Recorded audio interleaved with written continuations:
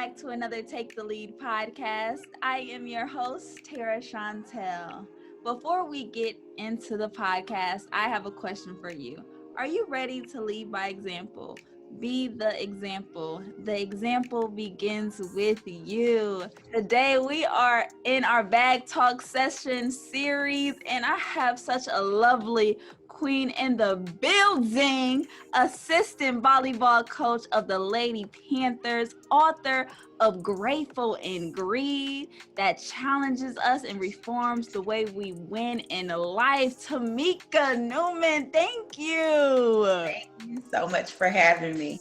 That's so exciting. From being a volleyball coach to writing your book, I would love to know more of what inspired you in your childhood to go after your goals like this. So I had very humble beginnings. Grew up kind of in dysfunction. My grandparents raised me. My mom had some issues with drug addiction. So grew up in a house full of people. My grandmother couldn't give us much in the way of money, but she gave us a great foundation. She put a lot of work into me and my brothers, into helping us to just be decent humans, helping us to have aspiration, to take pride in ourselves, to make good decisions. And then I was a huge reader. So even though I couldn't see success around me, when I read books, I got really excited because I was like, oh, wait, there's this whole world out there. There's this world of possibilities of what I can be. So reading really got me excited and motivated to be somebody. Wow, that's incredible. From actually witnessing your humble beginnings and still having the courage to, despite all the obstacles or the cards that you were dealt, to still overcome all that. How did you do that? And how did you get your mind to think bigger than what you see? I think I was kind of born with this competitive edge. So by the time I realized about 8 or 9 that my family structure looked different than others, I set out to prove that I wasn't at a disadvantage. And it kind of set me on this laser-like focus to just be somebody. I was like, hey, this doesn't look like everybody else's, but there's no way I'm gonna feel inferior. And as a kid, there were a few moments where I was a little sad because I was, missing my mom, missing my dad. But for the most part, it literally set me on fire, and I just took off toward, I'm gonna be somebody. So I would seek out free resources. Even as a kid, I went to summer school when I didn't need to, because I knew it was gonna be food. There was arts, crafts, there was free gymnastics, low-level gymnastics, reading camp. So I just took advantage of all the free stuff. I was super respectful to adults. So I always ended up getting help, or, hey, Tamika, here's this. I know you want to participate. Your grandma probably can't afford it. So people were always reaching out. They could see that I wanted to be somebody even before I knew what I wanted to be. And they would reach out and help. And that was motivating. That kind of helps you to keep going. Okay, somebody believes that I can be something. And then my mom, later on in life, getting closer to my mom, who managed to get herself off of drugs and realizing she had this crazy steel-like will. I knew that it wasn't out of, it didn't come out of the clear blue sky that I was as tough and as had such a strong will to overcome adversity. So it was kind of in me. Even though my mom wasn't there. I had picked that trait up from her. I commend you, Queen, because just experiencing poverty and just the cards that we are dealt with just as Black women, and to have this resiliency and the art of forgiveness is so beautiful in your story, how you give your grandparents and your parents grace. And I would love to know your perspective on giving someone grace and the art of forgiveness like this. Even as a kid, I was intuitive enough to know that holding a grudge was going to affect me. I could see the effects of it in family members who people had disappointed them. They were walking around with a certain level of of hatred, and they couldn't get ahead in life. They couldn't go any further. So even as a kid, I decided that my mother's challenge had nothing to do with me. I was able to separate myself from that. And it's 5 of us. All 5 of us weren't able to do that at some point. I've always been able to do it, but my brother and sister had some challenges throughout life, some points when they didn't want to move on. And we're all moved on by now, but I could see the effects of not forgiving, that it definitely hinders you. So I choose forgiveness all the time. It took me to mature a little bit to understand that I don't necessarily have to keep those individuals in my life, but truly letting it go and forgiving them definitely is beneficial to me, and it's not about them. So it's grown what forgiveness looks like as I've aged. Yes, the power in letting go. But as a child, you were so wise, and still so wise, having that intuition and listening to that gut feeling. As a child, how did you tap into that? God. I thank God, because growing up low income, I wasn't the smartest. I was decently smart. I wasn't the most athletic. I was not the most athletic kid in my neighborhood, and I went on to play 2 sports in college. Wow. So God just kind of gave me this fortitude, this stick-wittedness, this vision, and then being stubborn. You just can't tell me I can't do something. Right. You just can't. I have to see for myself. There's got to be another way. So I think a lot of it has to do with God just choosing me. And then so just God. God is so good. God is so good. Let's give it up for God, okay? I would love to know your journey in volleyball and how you got started with coaching these young ladies. Okay. Well, volleyball wasn't in my neighborhood. So I think I remember seeing 2-on-2 beach on TV on weekends. And I remember seeing the U.S. Olympic team. That was my exposure to volleyball. 7th grade came, I was 5'8", so that was tall for 7th grade. I made the 7th grade C team, and progressed a lot. By 8th grade, we moved schools, and I made the A team. And I had a little bit better body control. I started to pay attention. I realized I needed to know the footwork. I was really, truly behind in the footwork. So everywhere became my gym. I was practicing my approach in the kitchen, driveway, grocery store aisle. I was like, I'm going to get this. Again, I refused to be at a disadvantage because I got to volleyball late. So I took control over my learning and coached myself up. At the time, there was no YouTube in it. I don't remember what resources I used, maybe magazines back then. Get to 9th grade, my school wasn't very good. I think I played freshman, but I could have played JV. 10th grade, it takes off. I realized, hey, I'm pretty good at this. I was a basketball kid. I had dreams of being in the WNBA. The WNBA was formed when I was 12. Houston won the first 4 championships, so this was WNBA nation. All right. Yes. This one of the star players I remember always getting told I looked like her. I love that. It was Cheryl Swoops. She went to Texas Tech, and then she was a star player. So that kind of, I was going to be, play basketball. I was going to be in the WNBA. I really fell in love with the technical part of volleyball. It intrigued me. Basketball, was late to basketball, but I could run, jump. I was strong. Okay, I'm decent. But volleyball was going to take some work. So got into volleyball, progressed at a really good rate, did decent with basketball, played varsity almost, all 4 years for both. Helped lead our team to the playoffs in both for the first time in like 13 years for one and 20 years for the other. Yeah, so me and a good friend of mine led both teams and started getting time for college. I didn't know if I was college, if I had college ability. I just put my head down and kept working. I was like, something's gonna fall in my lap. And I played AAU basketball only because it was free, because we couldn't afford it. And senior year, I think I talked to Prairie View basketball first, and then he put me in contact. Oh, little did I know, a coach saw me at a high school game, called the volleyball coach at Prairie View.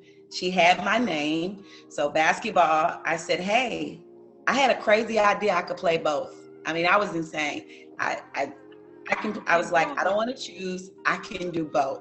And the basketball coach said, hey, I don't know anybody that's done it recently, but I'll ask. He talked to volleyball. She agreed. She called me. Like I said, somebody had already given her my name. Wow. And they were the only school to offer me to play both. And I said, hey, I'm going. So I had a dream of being the next Pam Oliver. So she's the first Black sideline reporter. Went to Florida A&M. I was going to Prairie View A&M. It just... Oh my God. Everything is just in alignment that way. How did you balance basketball and volleyball like this? So I totally underestimated it. I didn't underestimate it. I knew it was hard. I was like, I'm going to figure it out. So by the second year, midway basketball, I got the flu.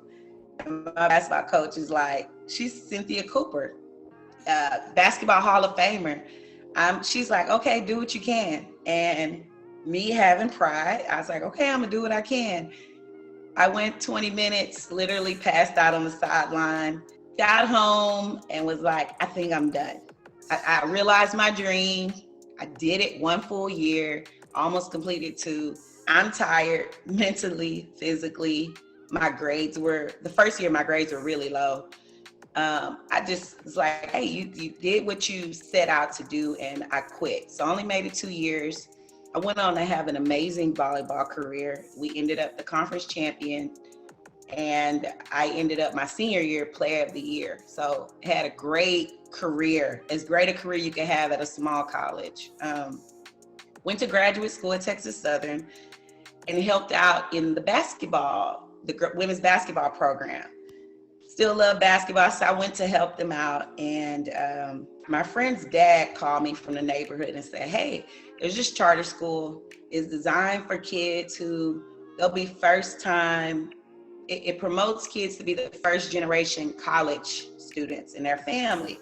It's mostly Hispanic, definitely Hispanic and Black, but mostly Hispanic. So I go back and coach, and I love it. It's amazing. They don't know anything, but they want to learn. They're a sponge. It was just very fulfilling. I take a kid home, and as I'm pulling up, it's pretty obvious there's no electricity and there's no plumbing. It looks pretty bad. The house is barely hanging on. And I'm probably 1 year into grad school, and right then and there I decide I'm gonna go be a coach. I was like, I'm gonna go be for these kids what someone was to me. I'm not gonna be just a coach. I'm gonna be the kind of coach that cares about what's happening in your life. In your life. Yes. So I graduated, got certified to be a teacher. I was a teacher and a coach for 10 years. And my book actually starts with my final year as a high school teacher and a coach. Even though I went into it for impact and to work with low-income kids like me, I ended up getting a job in an affluent area and doing really, really well, which helped my career, and experiencing a lot of systemic racism. It was very frustrating, very disappointing, very hurtful. Kind of believing it was that job. I took another job, and that job, I actually had to file a protective order. Some parents wrote letters. It was a full out rejection. So everywhere I went, I was the first Black head volleyball coach. In some schools, I was the first Black female coach, period. So that was always a challenge, a huge challenge. I kind of got caught up I was doing well in terms of wins and losses. I really made a decent name for myself, which I wore with a sense of pride because it was a very tense situation every year. You know, I got stories where a coach didn't shake my hand a couple of times. You know, I have stories of my kids being snubbed out of awards because I'm the coach. Resiliency all the way. And it's just incredible, these obstacles that are presented, and you just be jumping over them left and right, and you make it look so easy. And I would love to dive deeper in this racism that you experience as being a Black coach and teaching volleyball, because our culture is not fully aware of the technical aspects in volleyball. How did you persevere? When I first got into it, like every other time in my life, I was like, I gotta be the best. So I invested in tons of professional development. I coached travel ball. I coached little kids because I wanted to know how kids learn. You know, I worked with high school, but I wanted to go backwards. Okay, how do kids learn motor skills? How do they best learn this? How do they best learn that? So I would work college camps all summer. Every break, I would go to clinics. So I ran myself raggedy. Hey, I gotta know as much as my white counterparts. And after about 3 years, I realized, I don't even know, maybe Steve Jobs says this, we should focus on being different than being better. And it really wasn't serving my kids. I was in middle class schools, but we had a good mix. I had kids who could afford anything. I had kids who kind of needed time to save up, and I had kids who flat out couldn't. So I was in a school like that. The kids who could do a lot had no consideration for the kids who couldn't. Their parents didn't, and I hated that because I knew I was the kid who didn't, and I would have really suffered because of people who could not considering me. So I really was a huge proponent advocate of that. But I shifted my focus to being different and really catering to my kids. I said, okay, I got some kids who started really, really late, and I got elite kids. I had kids that were going on to play Division I volleyball. And I picked my own brain and put together these systems that caught the kids up that were low and still progressed the kids that were high.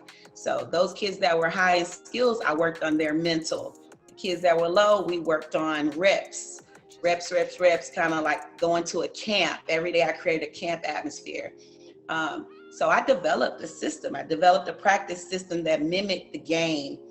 And we saw a lot of success. Even when we were in districts where teams were way better, I still was producing more kids that went to college and excelled at college. So that was where I shifted my focus. I can't help who's on to my school. I'm gonna get everybody better before they leave here. But that won't mean we'll win state titles, right? But those that want to pursue college after high school, they're gonna be ready. They're gonna go, they're gonna have the mental toughness to stay and not leave and drop out.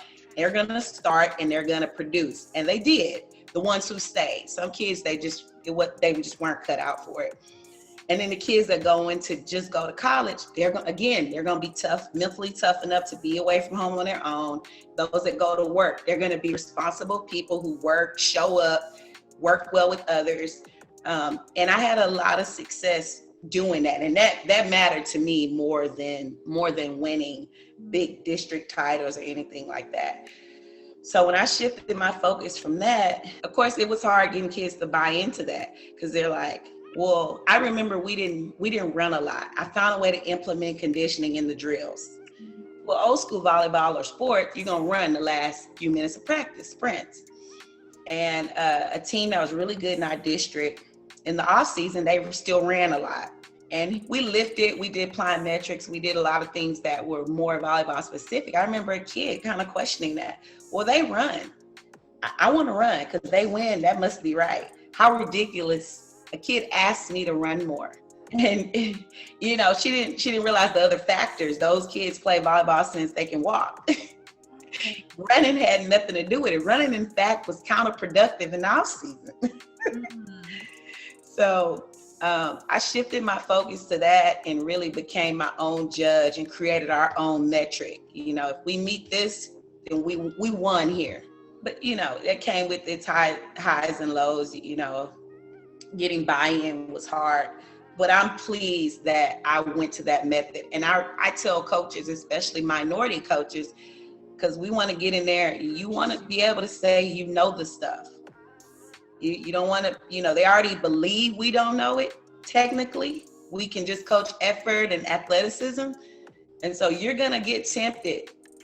You know, I want to be able to have some credibility that I know it.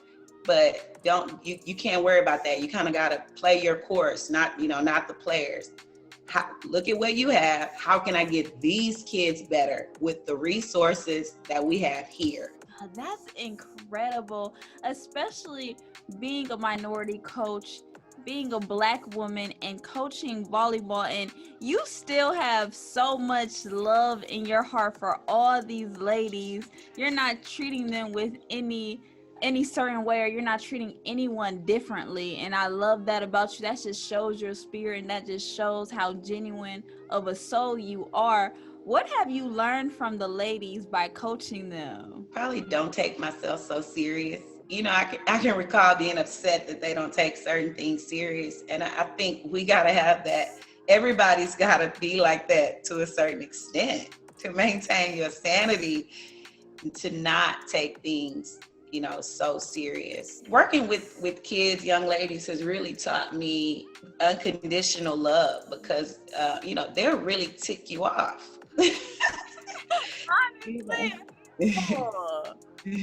They'll really tick you off. You know, I have to remember that they're coming and I'm going. They need to be taught. They don't know this stuff. So, you know, you got to curb your frustration. They're not going to always do what you think they should do. So it teaches you grace. And I coached 6-7 years before I had a kid. And it really got me ready for that. I remember making some statements about, I wouldn't let my kid do that, or their mom should be getting on them for that, and then having a kid and being like, I shouldn't have been saying nothing about parenting. Noted. It is such a individual thing specific to your kid. Yeah, they taught me I shouldn't have been saying nothing about being a parent. Yeah, wow. Noted, honestly. And it's just commending you as a mother as well, and still coaching other people's children. That's incredible. How do you balance your child and these ladies as well? I'll tell you what, that was one of the reasons I got out of high school coaching and teaching. I actually forgot.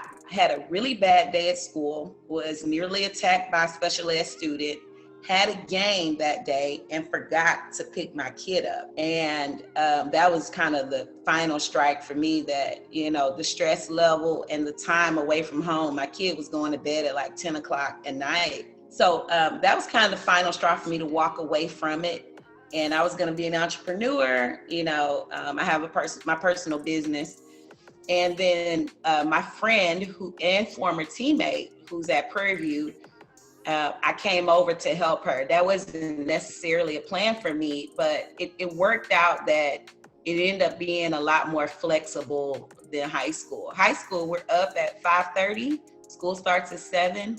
If you coach, you're likely getting home at 9:30, 10 o'clock twice a week, sometimes 3 times. Yeah, so my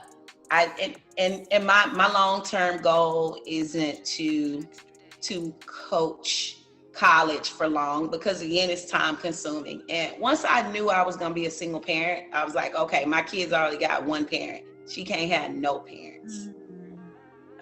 So I set out to find creative ways and I'm still in the process of that, ways to coach up athletes and coaches and people, young professionals, but still not neglect my parental duties. So the last part of my subtitle, Redefining What It Means to Win, That's what I'm doing every day because I love to win, right? I love to win, but I need to redefine that because of what my life looks like now. And that's amazing how you're able to adapt to the situations left to right. And I would love to know more about Grateful and Greed and how you said to win at this life. What does winning in life look like to you? Pursuing your passion.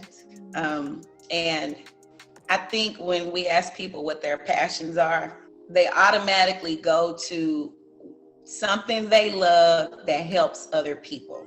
And that's fine. That's fine if your passion involves helping other people. But I think some people totally center their passions around helping other people versus I've got a passion, I want to do this. I'm going to go full speed ahead with enthusiasm toward this thing. I believe you doing that rubs off on other people and is super impactful. So I think the impact and the helping people is, the residual effect. I don't believe that you should start with, okay, what is going to help people? Oh, that's my passion. I think that's what leads to burnout, disappointment, anxiety. I wanted to be impactful in coaching. I went into coaching to be impactful. I love to win, but I went to impact people, to impact kids, to stand in the gap for them for whatever they needed. And it kind of blinded me. I was just grateful to have made it out of poverty, to get a solid job like teaching and coaching. I was super duper grateful. So when things started to go south, I was like, you just need to deal with it. You need to deal with it. And it gave me, there were so many blind spots. I couldn't see that I was developing anxiety. I couldn't see that I had a little bit of PTSD, that deep down my confidence was being chipped away. My self-value. I was believing maybe I can't do this and they're right. Maybe I'm not smart enough. So I'm encouraging people, you need to be grateful. Absolutely. Because that's for you. Being grateful gets you out of poverty. It keeps you from sinking in a deeper hole from when you look at your situation. It helps you to maintain some level of happiness. But if you stop there and you think that's going to benefit people, it's not. I think you need to be greedy. And that's when your cup overflows and you're really impacting others. So that's just what I'm encouraging people to do, to go back. Any area you're unhappy with in your life, you're tired, frustrated, overwhelmed, you feel underappreciated, undervalued, go back and challenge some of your thoughts and beliefs. What helped to define the way you think about relationships, religion, education, career, raising kids? What helped shape the way you think about them? And truly examine, do I really agree with that though? Do I still agree with that? Or do I want to redefine that for myself? So that's really the goal of the book, is to talk about my life and how I start to accept what it looks like to win, right? I got laser focused. I did this. I knew you needed to make sacrifices. I knew you needed to be resilient. I knew you needed to work hard. And then I got what I set out to get, and I was really, really, really, really unhappy.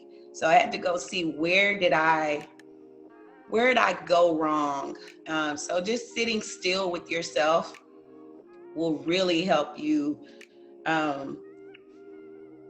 figure out where you might have misconstrued some things and help you go back and start to redefine it for yourself. Oh my gosh, incredible. Especially since we get in this phase in life that is programming us and we don't even know it in our subconscious mind, and we pick up on things that doesn't really necessarily resonate with us. Mm-hmm. And that just plays a role with how we view life and how we live in this life. And we don't end up choosing ourselves first. And I love in the beginning of this session, you stated about choosing you.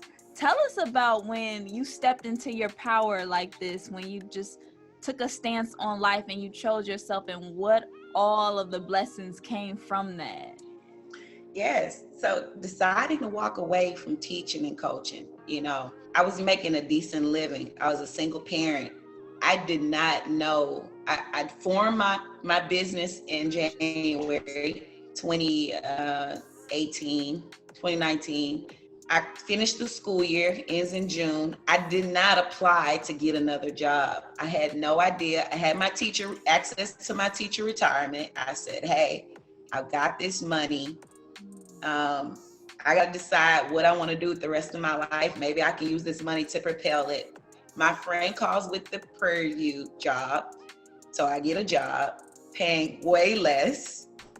My business, we did like 5-6 camps that year, made a couple $1,000s.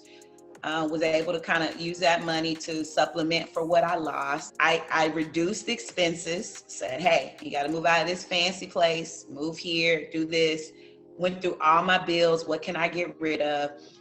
And surprisingly did not struggle. I really didn't. I was doing better with less money. And I knew that was God. I really did. I knew that was God. Did not know how I would get babysitting for road trips, because colleges, you're going to go.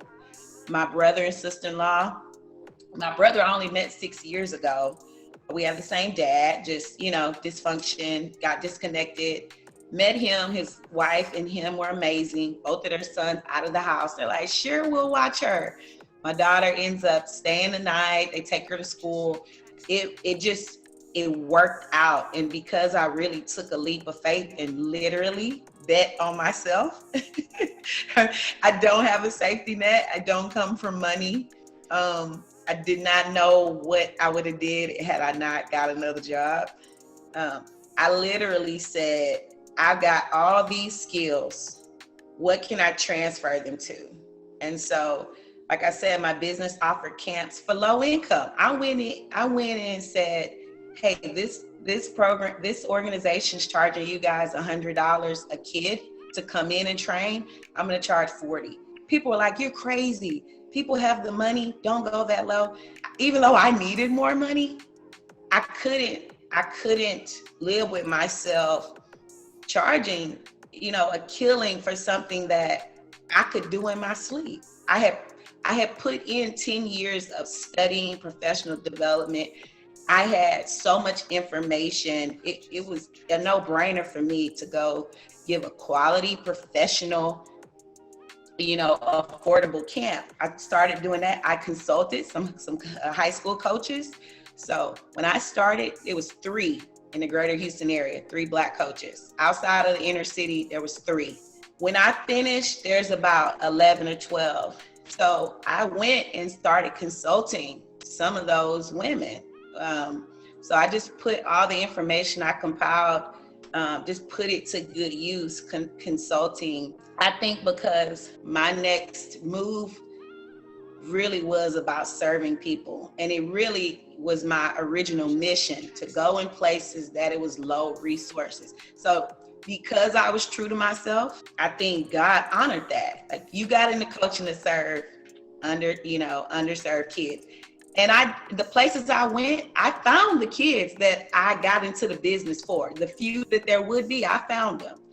But ultimately, when I totally committed my talents to that, God really honored that. And I haven't struggled financially since then. It's been a very, low drop off. So that's kind of my testimony with that. I just leaped. And God just caught you.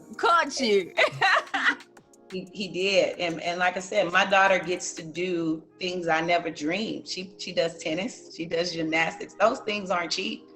Wow. But that was what I wanted for her, to be able to do that, for me to be able to take her. But I had to get out of the situation that I was in order to do that. Wow, that is amazing testimony. Just the power in God. And once we surrender to God's will, the blessings just overflow. It's destined. Oh yeah. That's the power in being obedient. And I love how you specialize in personal development. I feel like once we step into developing oneself, then that's how we better the community. And you also have a heart of service for kids that are in less fortunate and poverty areas.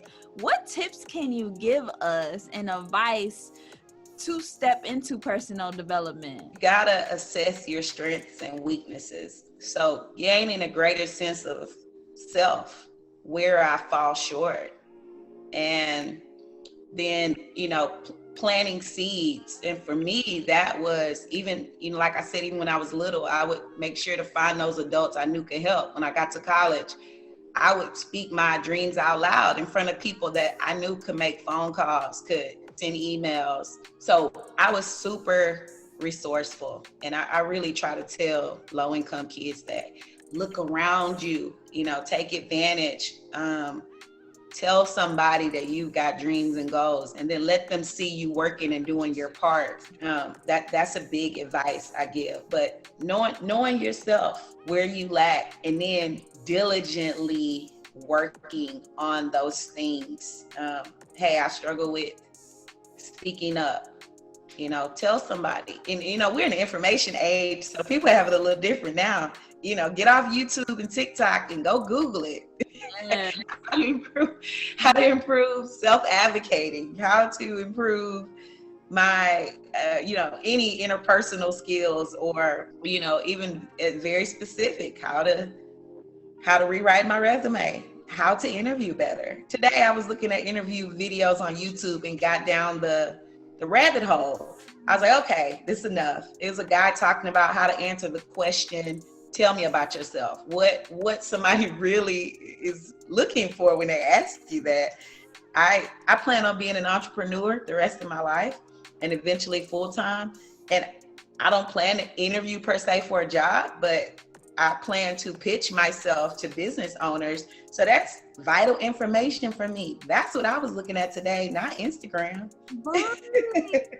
So much that it's so much knowledge out there. It's so much. And if we just consume it in Instagram, we're going to get off focus. And I love how you stated for us to stop chasing things, materialism, status, fame, and to look inwardly. Can you tell us more about that perspective and that mindset you have?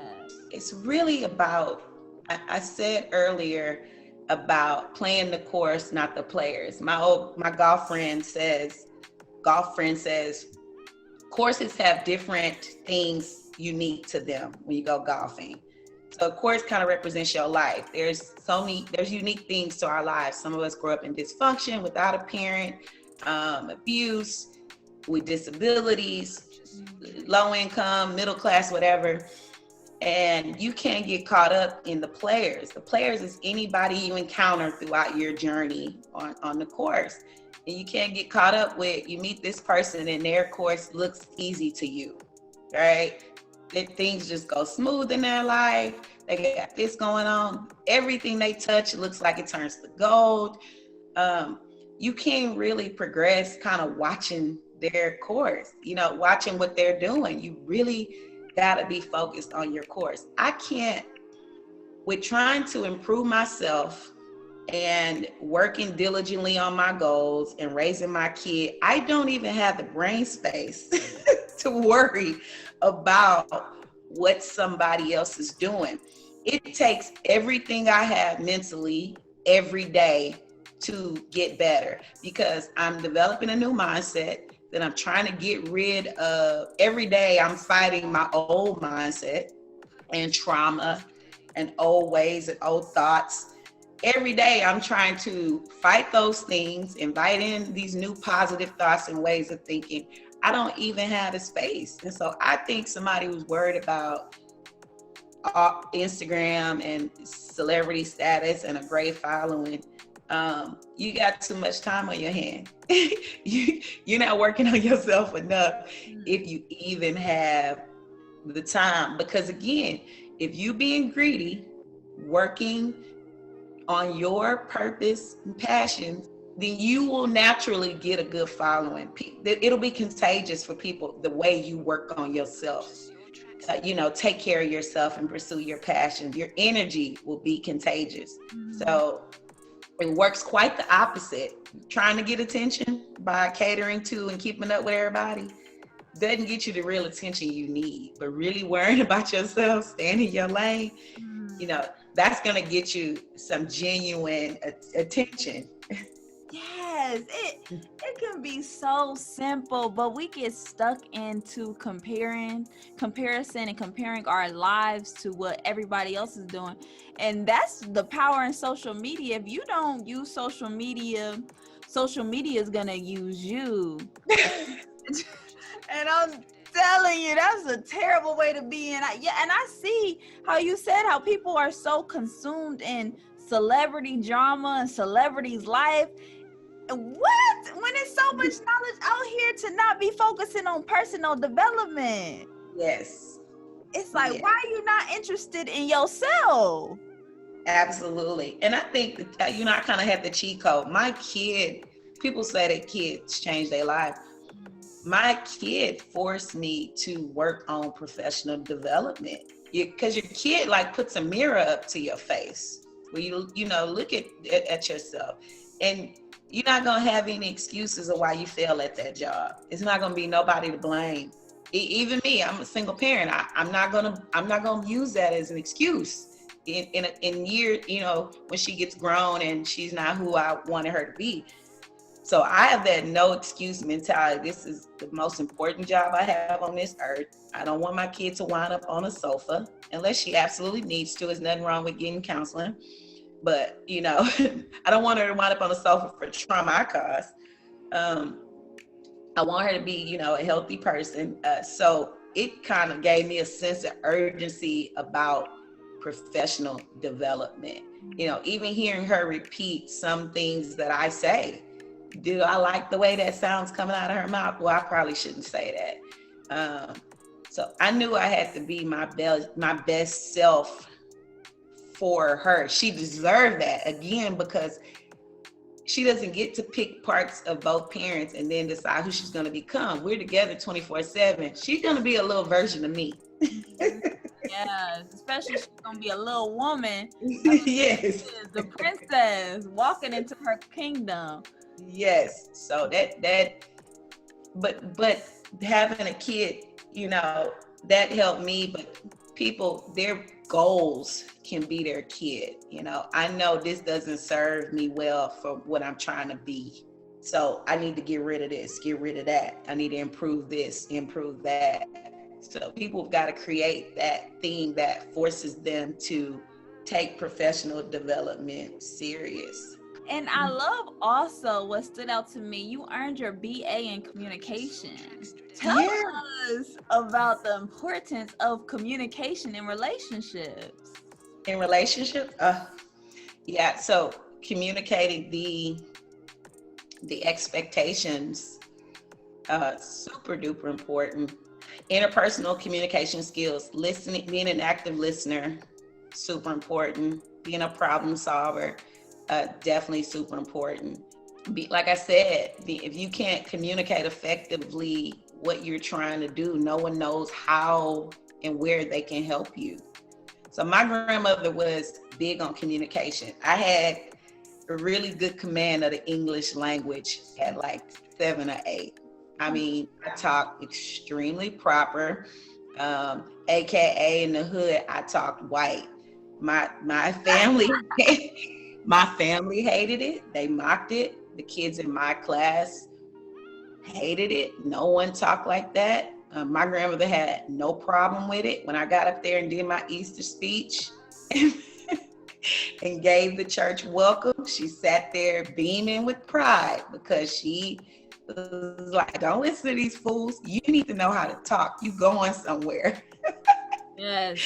And I went to HBCU, so I had a point in my life where I reflected on I want to make sure I'm not assimilating. Let me put a little soul back in this. So it isn't as quite as proper as it used to be, but Communication was important. Speak up, don't mumble. What do you need? What's going on? And that served me well, could communicate well. Like I said, I was able to reach out to adults where kids my age didn't even know what a conversation looked like. Reaching out to an adult to help you with the goal, it was unheard of. Like, who taught you how to go tell people your goals and seek out? It served me well to learn how to communicate and to speak up for myself. Even for even beyond speaking correct, my grandmother let me speak up. Like, I was very lawyerly when I was a kid. I had an argument for everything. Okay. And whereas most parents and grandparents would kind of like call it talking back, my grandmother would let me. She would let me go on with my point. And my older aunts hated it. They're like, she didn't do that when we was kids. That's talking back. And she would allow me to have a point, have an opinion, ask a question. Now, her answer would always be, all right, keep living. She'd get tired of arguing with me when I say, why is this like that? And that shouldn't be like that.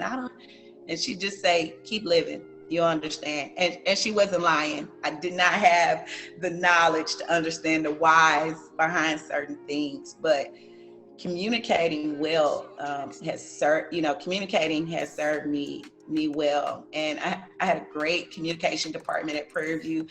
A lot of my classmates are newscasters, sports reporters, own their own media and marketing companies, super duper successful, serious Black excellence in the media field. So I benefited greatly from choosing that major. We love to see it. And that's beautiful that your grandmother allowed you to ask questions. She didn't just cut you off and shut it down. She allowed you to communicate effectively in your manner, in your way. As a child, we got to let our kids be curious and ask questions like that. That's incredible. And what stood out to me the most, because I can relate, when people tell you that you talk white, how can you talk a color? That's what I want to know. I think, I get a gist of what they're saying. I can say I understand where they're coming from with that. We're just scared of what we don't understand. But I do believe that some kids assimilate, especially if they're in an area where it's not very many people of color. I believe that. I do. I've noticed it in myself. I think I went to most of my education, I went to heavy brown and Black, Hispanic and Black. One middle school I went to for a year I was in the gifted and talented. It was more white, and even the brown kids were assimilating. You could tell they didn't want nothing to do with Spanish. And it was like, if their parents spoke Spanish, they were ashamed, and they spoke really, really proper English. And I can remember just kind of sensing myself trying to sound as close as I could to how they spoke. And I was like, okay, I just want to say everything correctly. But, I kind of checked myself and realized that early on. So I think it's a thing. It's saying we're talking white is ignorant. But I do think parents owe it to themselves and their kids to just observe their behavior, especially if you're in an area that there's not a lot of people of color. Make sure your kid is being themselves. So yeah, because that programming is so real. I was just watching how they tested racism in school, and little kids will say that a white doll is beautiful and a Black doll is ugly. So it starts early on. It's powerful in that. And this was truly insightful, truly amazing, Tamika. Please let us know where we can find your book and where we can connect with you more. Okay. So my book can be found at tamikanewman.com. And here in the near future, I'm doing some coaching on just being greedy, being grateful and greedy. Just some different coaching, and actually buying the book will allow you to get the coaching for free. So go to my website, purchase the book. You'll receive an email here shortly in a couple of weeks about that course. And then we'll just stay connected. If you're not ready for purchase, just get on my email list. I send out lots of great content all the time. You can connect with me on IG at Tamika.R.Newman_GGA. So, and then I have my personal business, Grit and Grind Athletics. GritandGrindAthletics.com is the website. I do volleyball skills training, leadership training, and consulting, affordable and professional. So anybody that's in that sports area can hit me up there. Oh, that's amazing. That's amazing. Just your resilience and everything that you've been through, and just so much more in store and so much more to come. Tamika, this is amazing. Thank you so much for having me. Such an awesome platform. I've been listening. It's so uplifting. It's just awesome. I appreciate you. Everything that you're doing is so inspiring, especially to young women like myself, seeing women of color, a beautiful Black woman stepping into her power, teaching volleyball, teaching and coaching. It's so impactful to me. Thank you for your service. Thank you so much for having me. You're welcome. And thank you, listeners, for tuning in, tapping into another Take the Lead podcast. We will see you at the top.